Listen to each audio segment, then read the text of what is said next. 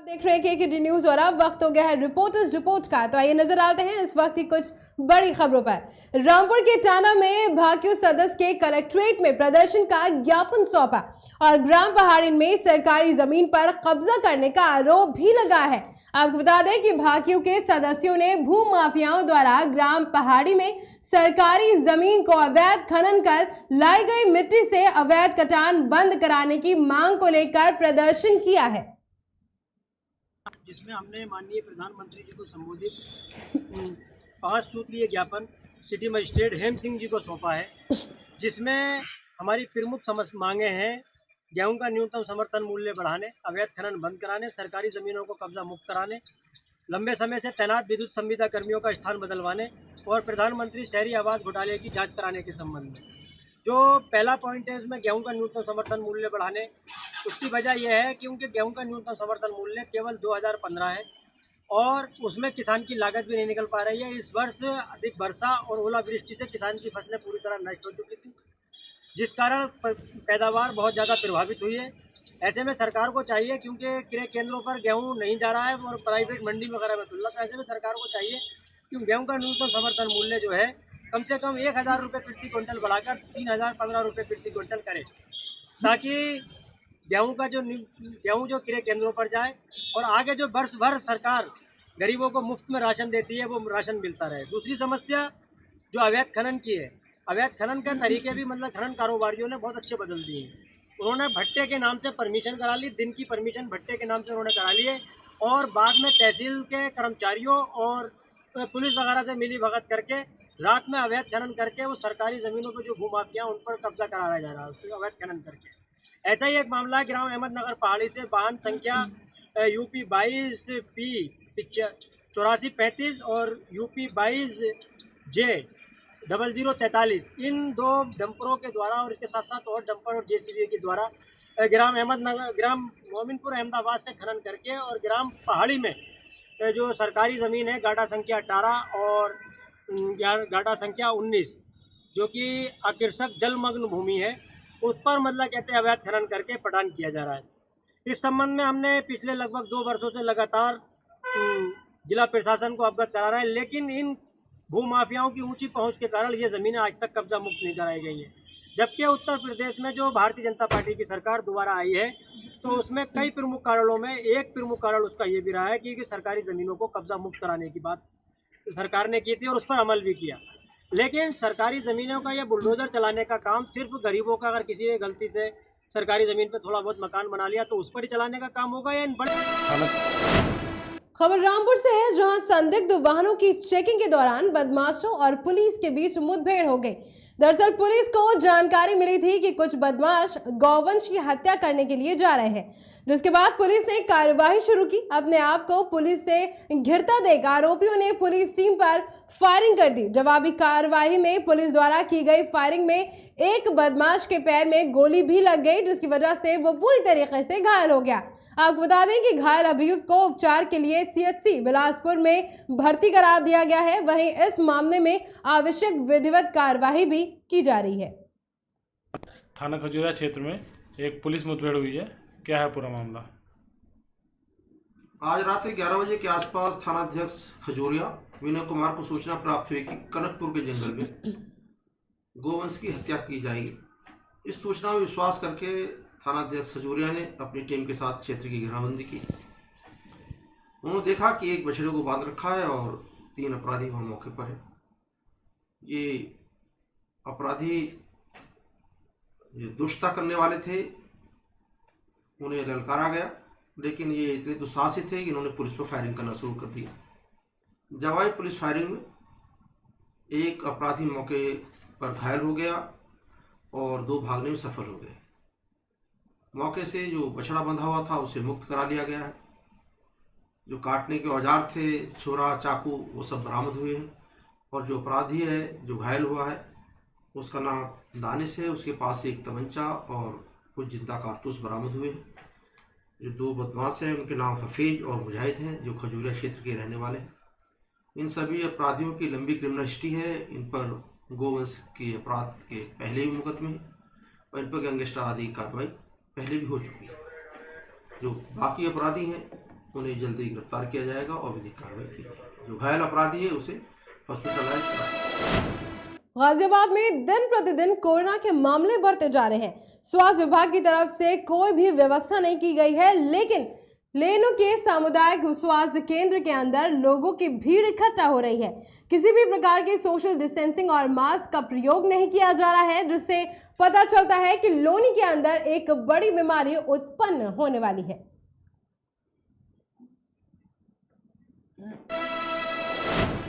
खबर जम्मू कश्मीर से है, जहां पर पुंछ में JANC यूथ प्रेसिडेंट ब्लॉक के इशाक खेर ने आज प्रेस कॉन्फ्रेंस की। आपको बता दें कि जिसमें उन्होंने कहा कि पीएम नरेंद्र मोदी ने आवाम के साथ नाइंसाफी की है। लोगों को बुलाकर पीएम नरेंद्र मोदी ने उनका वक्त भी बर्बाद किया है। जो परियोजना पंचायत के लिए दान किया है, देखना यह होगा कि वो गरीब आवाम तक पहुंच पाएगी या नहीं। मेरा नाम मोहम्मद इसाक शेख, में youth national conference block president साथरा। मेरा ये प्रेस कॉन्फ्रेंस देने का आज मेन मुद्दा यही है कि सबको पता है कि कल यानी 24 तारीख को हमारे देश के प्रधानमंत्री मोदी जी ने जम्मू कश्मीर का दौरा किया और ये दौरा उनका 370 और 35 से रिमूव होने के बाद का पहला दौरा था। तो काफ़ी लोगों ने आस उम्मीद लगा के रखी थी कि कोई स्पेशल पैकेज वगैरह देकर जाएंगे जम्मू कश्मीर के लोगों के लिए, और ख़ासकर जो भी जम्मू कश्मीर की हालत है 2014 से लेकर आज तक, वो भी आप लोगों के नज़रों के सामने ही है। जो उस टाइम की हमारी सरकारों ने, ख़ासकर नेशनल कॉन्फ्रेंस की सरकार ने जो भी प्रोजेक्ट उस टाइम शुरू किए थे, वो प्रोजेक्ट आज की डेट में भी पेंडिंग पड़े हैं। बिल्कुल सेंट्रल गवर्नमेंट की तरफ से उन प्रोजेक्टों की तरफ से कोई भी ध्यान नहीं दिया गया और ना ही कोई 1 रुपये का काम भी किया गया। तो कल की डेट में ये हमने आस उम्मीद लगा के रखी थी कि शायद प्रधानमंत्री जी आ रहे हैं, कोई स्पेशल पैकेज देकर जाएंगे, या जो पेंडिंग काम है प्रोजेक्ट वगैरह हैं उनके लिए कोई बड़ी अनाउंसमेंट करके जाएंगे। लेकिन बड़े अफसोस की बात है, वो सिर्फ आए और जो उनकी एक बातें हैं, जिस तरह इससे पहले जुमला वो बोलते हैं, हमारी ये जुमला बातें हैं, 15 लाख आएगा अकाउंट में, उस तरह की कुछ बातें की। और कुछ लोग जो कि गवर्नमेंट मुलाजम लोग, अप्लाई लोग थे, उनको ये हदायत दी गई थी, हर जगह उनको लेटर वगैरह भेजे गए थे कि आपने हर इंसान ने 10-10 लोगों को साथ लेकर आना है। उसके बाद सरपंचों और पंचों को जो है वो बुलाकर ये एक उन्होंने रैली की गई। अगर उन्होंने रैली ऐसी करनी थी तो उन्होंने सरपंचों और पंच हजरात को नहीं बुलाना था, उन्होंने ऐसे रैली करनी थी। उनको पता चलता कि जम्मू कश्मीर के कितने लोग जो हैं वो बीजेपी के साथ हैं। खैर ये उनको खुद ही प्राइम मिनिस्टर जी को पता था कि जम्मू कश्मीर के लोग जो हैं वो बीजेपी के साथ नहीं हैं, बीजेपी से तंग हैं। इसीलिए उन्होंने जो गवर्नमेंट अप्लाई लोग थे उनको वहाँ पर बुलाया, और जो चुने हुए सरपंच हजरात थे उनको वहाँ पर बुलाया। और उसके बाद जो है लोग देखते रहे कि शायद किसी न किसी पैकेज का कोई ऐलान करेंगे। लेकिन मैं तो as a block youth president होने के नाते से ये चीज़ कहता हूँ, इस वर्ष का कंडेम भी करता हूँ कि प्रधानमंत्री जी किसी भी स्टेज में अगर आते हैं तो उनको किसी पैकेज का ऐलान करके जाना चाहिए। वो तो यहाँ पे एक 10 रुपये के पैकेज का भी कोई ऐलान करके नहीं है।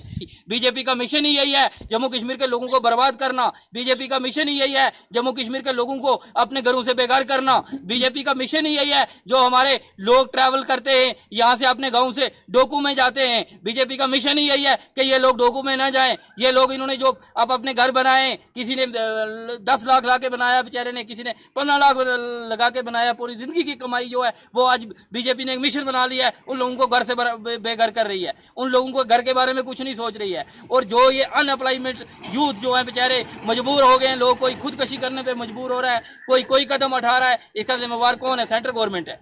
तो मैं लास्ट बार आपके चैनल के माध्यम से भी यही चीज़ कहना चाहता हूं कि हमें बड़ी आस उम्मीद थी कि प्राइम मिनिस्टर जी आ रहे हैं जम्मू कश्मीर के अंदर, ये एक बहुत बड़ा कोई पैकेज देकर जाएंगे। लेकिन बड़े अफसोस की बात है, मैं as a block youth president होने के नाते से इस चीज़ का कंडेम करता हूं कि ये सरासर एक प्राइम मिनिस्टर को ऐसा नहीं करना चाहिए था। एक अगर चीफ मिनिस्टर जी भी किसी जगह आते हैं तो वो भी कुछ ना कुछ पैकेज देकर जाते हैं, अपने लोगों को राहत देकर जाते हैं। लेकिन रायबरेली के खीरो थाना क्षेत्र में अवैध नर्सिंग होम, अवैध पैथोलॉजी और झोला छाप डॉक्टरों की भरमार है।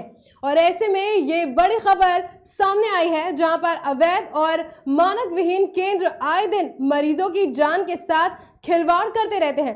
ताजा मामला अरोही अस्पताल का है, जहां भ्रूण हत्या के बाद महिला को एक्सपायरी डेट की दवाएं थमा दी गई, जिसके बाद से महिला में परिजनों में पुलिस को तहरीर दी, जिसके बाद स्वास्थ्य विभाग की टीम ने पुलिस फोर्स के साथ पहुंचकर अचानक अस्पताल पर छापेमारी कर दी, जिसके बाद क्षेत्र के अवैध हॉस्पिटल, अवैध पैथोलॉजी और झोले छाप अस्पतालों में हड़कंप मच गया। काफ़ी दिनों से क्षेत्र में आरोही हॉस्पिटल के विरुद्ध शिकायतें मिल रही थी। पूर्व में भी 2 बार इनको सूचना दी जा चुकी थी और आज कुछ अधिकारियों के निर्देश पर जब मैं यहाँ पे आया तो किसी भी प्रकार का कोई रजिस्ट्रेशन भी नहीं है, कोई भी ट्रेन स्टाफ नहीं है और जिन डॉक्टर्स के इन्होंने रिक्वेस्ट लगा रखी है उन पर कोई मौजूद नहीं है। कुछ अधिकारियों के निर्देश में आज मैंने इनका हॉस्पिटल सील किया है ताकि क्षेत्र की जनता को निःशुल्क इलाज अच्छा हो। झांसी नगर निगम में सफाई कर्मचारियों ने अपनी मांगों को लेकर जमकर धरना प्रदर्शन किया। आपको बता दें कि यह धरना प्रदर्शन मेन इलाइट चौराहे पर किया गया। सभी महिलाओं और पुरुषों ने मिलकर प्रशासन के खिलाफ जमकर प्रदर्शन किया और इसके अलावा अपनी मांगों को लेकर सभी महिलाओं ने मिलकर ट्रैफिक भी रोक दिया।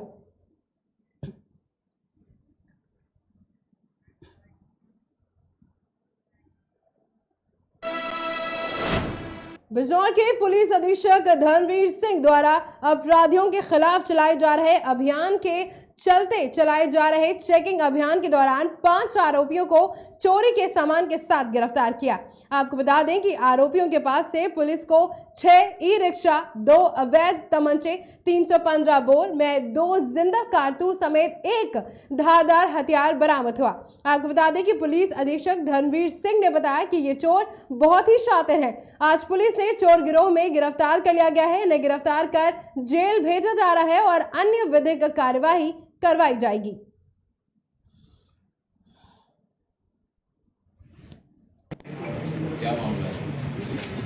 स्वाट सर्विलांस एवं चांदपुर पुलिस ने ई रिक्शा के चोरों का एक गिरोह का पर्दाफाश किया है, जिसमें 3 चोर और 2 कबाड़ी जहां पर ये बेचते थे, इनको गिरफ्तार किया है। इनके कब्जे से 6 ई रिक्शा बरामद हुआ है। एक ई रिक्शा की कीमत लगभग 1.25 लाख रुपए है। इनके कब्जे से 2 तमंचे, चाकू भी बरामद किए गए हैं। इनका कार्यक्षेत्र हेमपुर दीपा, चांदपुर, नूरपुर, कीरतपुर और अफजलगढ़ एवं कुछ अन्य घटनाएं भी हो सकती हैं, तो इनका पर्दाफाश हुआ है, तो गिरफ्तार करके भेजा जा रहा है। इनके गिरोह को पंजीकृत कराया जाएगा, हिस्ट्री शीट खोली जाएगी, गैंगस्टर एक्ट के तहत अभियोग पंजीकृत। बिजनौर के थाना क्षेत्र नजीबाबाद पुलिस टीम द्वारा अवैध पटाखा फैक्ट्री का भांडाफोड़ किया गया। आपको बता दें कि साथ ही पुलिस ने 2 बदमाशों को भी गिरफ्तार किया और पुलिस ने इनके पास से लगभग 2 लाख का सामान भी बरामद किया है। आपको बता दें कि पूछताछ में अभियुक्तों ने बताया है कि वो सभी मिलकर पटाखा बनाने का काम करते हैं। इस घटना का खुलासा करते हुए एसपी धर्मवीर सिंह ने बताया कि अवैध पटाखा बनाने वाले आरोपियों को पुलिस ने गिरफ्तार कर लिया है, जबकि उसका साथी पुलिस को चकमा देकर फरार हो गया।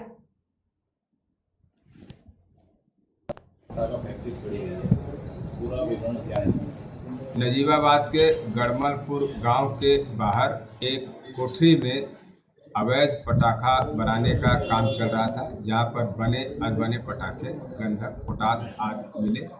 वहां से 2 व्यक्तियों को सत्यवीर एवं अरशद को गिरफ्तार किया गया है। एक व्यक्ति की गिरफ्तारी शेष है। करीब 25 पेटी बने अनबने पटाखे, इनको डिस्ट्रैक्ट कराया जा रहा है। गिरफ्तार करके इन्हें जेल भेजा जा रहा है।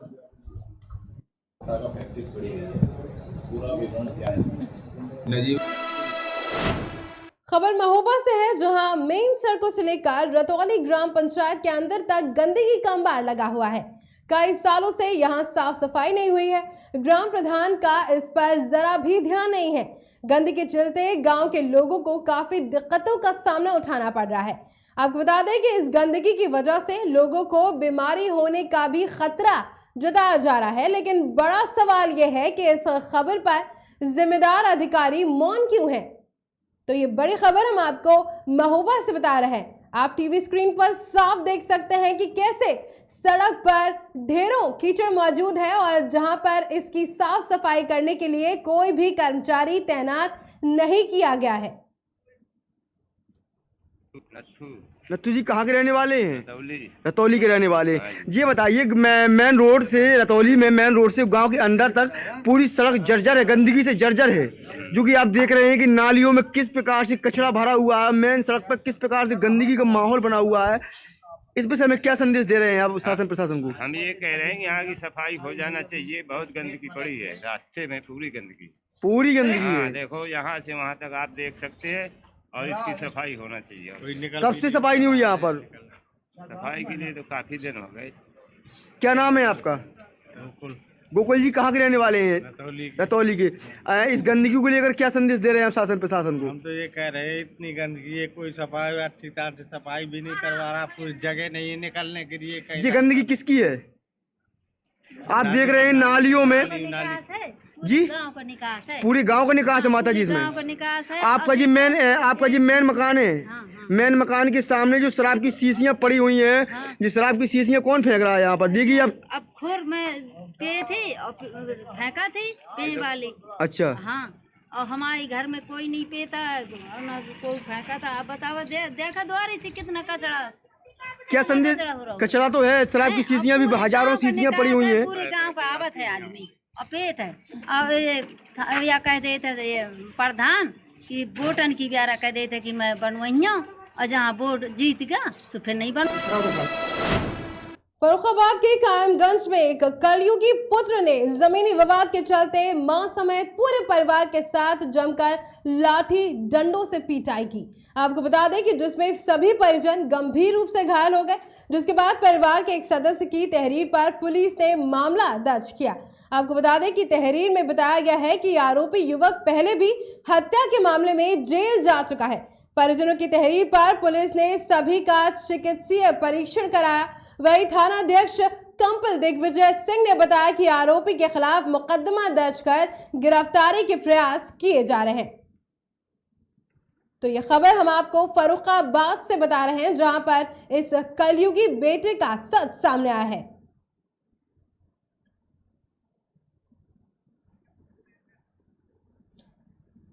जैसा कि आप देख सकते हैं कि जो परिजन है उसके घर वाले अस्पताल में भर्ती हैं। तो ये बड़ी खबर हम आपको फर्रुखाबाद से बता रहे हैं, जहां पर कलयुगी बेटे का सच सामने आया है। आपको बता दें कि इस विवाद में मां समेत पूरे परिवार के साथ युवक ने लाठी। और अब इसी खबर पर तमाम जानकारी के साथ हमारे साथ फर्रुखाबाद से संवाददाता दीपचंद जुड़ चुके हैं और जानेंगे उनसे वहां के इस वक्त के मौजूदा हालात क्या है। जी तुम जी, आपको आवाज आ रही है हमारी? जी मैम, आ रही है, आवाज आ रही है। जी, क्या है ये पूरा मामला? जी आपको बता दें, पूरा मामला जो है ये कायमगंज का है, जहाँ पर कलयुगी पुत्र ने अपने जमीनी विवाद में मां, बहन और भाई भाभी के साथ जमकर मारपीट की है, जिसमें बहन का हाथ भी टूट गया है और तथा मां सहित अन्य लोग घायल भी हो गए हैं। जी मैम। परिजनों पर ऐसी मारपीट की? जी, जो युवक ने मारपीट की है अपने परिजनों के साथ, इसका मुख्य कारण क्या है? मुख्य कारण ये है कि जमीनी विवाद बताया जा रहा है। जमीनी विवाद के कारण ही इसमें मारपीट हुई है, जिसमें कई लोग घायल भी हुए हैं, जैसे माँ है, बहन है, भाई, ये सभी लोग घायल हुए हैं। इस मामले में आपके परिजनों के से कोई बातचीत हुई है? नहीं, परिजनों से अभी बातचीत नहीं हो पाई है, लेकिन परिजनों से बात करने की कोशिश की, लेकिन बात नहीं हो पाई है। परिजन जमीनी विवाद को लेकर के मामला बता रहे हैं। परिवार की तरफ से तहरीर दी गई है पुलिस में, पुलिस का क्या कहना है? पुलिस का कहना है कि अब जांच पड़ताल चल रही है, जांच होने के बाद ही कार्रवाई की जाएगी। गिरफ्तारी की बात भी सामने आ रही है? जी दीपचंद जी, बहुत बहुत शुक्रिया आपका हमारे साथ जुड़ने के लिए। तो आपको बड़ी खबर हम आपको फर्रुखाबाद से बता रहे थे, जहां पर एक कलयुगी बेटे ने अपने ही परिवार वालों के साथ जमीनी विवाद के चलते मारपीट की, जिसके चलते परिवार वाले अस्पताल में भर्ती हो गए। सिकंदरपुर का रहने वाला हूँ। कंपेन। क्या घटना हुई है? घटना ये, हमारे भाई है जो बड़ा वो अपराधी प्रवृत्ति का आदमी है, वो हमारा जमीन संबंधित मुकदमा न्यायालय में लंबित है। तो मुकदमे को वापस लेने के चक्कर में हमसे साहब का प्रयास चला था और आज दिन मारपीट करता है। 9 तारीख को भी पिछली बार मारपीट की थी, जो हमने थाने में सूचना दी, तब भी पुलिस गई, उन्होंने साथ व्यवस्था के लिए कहा।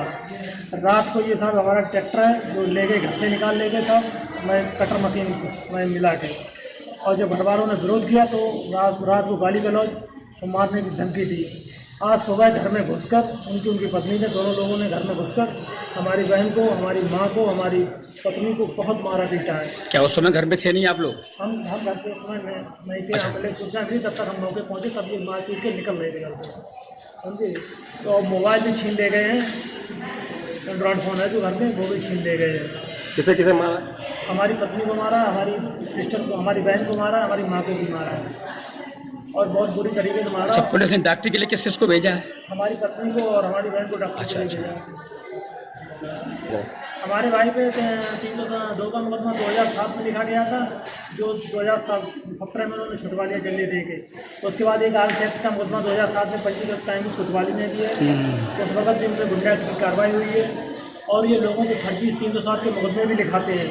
इन्होंने 2005 में मुकदमा 307 का हमारे गांव के ही एक मन्नू श्रीवास्तव पर फर्जी लिखा दिया था, जो बाद में न्यायालय में छूट गया।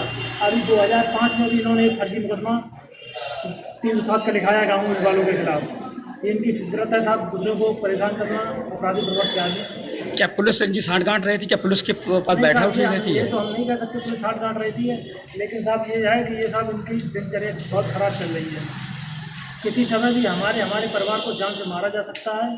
हमें बहुत बड़ा, हम प्रशासन से क्या आज जो तुमने शिकायत की है दोबारा फिर, तो क्या मौके पर पुलिस पहुंची थी क्या? मौके पर पुलिस पहुंची, पुलिस हमको लेके आई घर से, पुलिस ही हमको मौके से घर पे थाने लेके गई। अच्छा, उसे दूसरे पक्ष को नहीं लेके आई है? दूसरा पक्ष घर पे मिला ही नहीं, भाग गए? भाग गया था। दूसरा को पढ़ना, सिकंदरपुर का रहने वाला हूँ, थाना कंपनी। इन खबरों पर फिलहाल बस इतना ही। आप जुड़े रहिए KKD न्यूज़ के साथ।